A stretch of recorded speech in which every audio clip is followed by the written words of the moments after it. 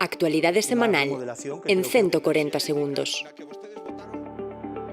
Actualidade. Esta semana coñecemos a composición do goberno autonómico que afrontará a segunda metade da legislatura.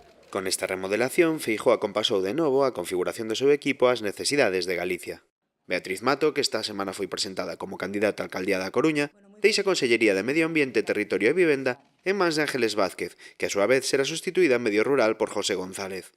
Román Rodríguez pasa a ser conselleiro de Cultura e Turismo e a partir de agora será Carmen Pomartojo quen asuma a carteira de Educación, Universidade e Formación Profesional. Por último, en Política Social, Fabiola García dá o relevo a José Manuel Rei Varela, que será o candidato popular en Ferrol. O Consello da Xunta amplíase cun departamento máis dos que tiñamos en 2009, nunha situación económica, no 9, moito máis delicada, para afrontar o reto económico e o reto cultural do primeiro nivel, que é o Xacobeo 2021.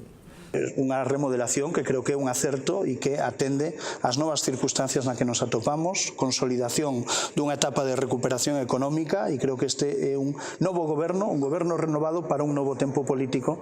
Parlamento. En a sesión de control da Cámara Galega, o presidente amosou o resultado das políticas autonómicas de loita contra a pobreza enerxética.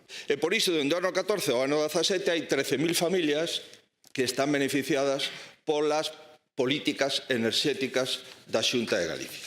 E por iso, no ano 2017, aprobamos unha lei a garantía de accesibilidade de enerxía eléctrica na que vostedes votaron en contra.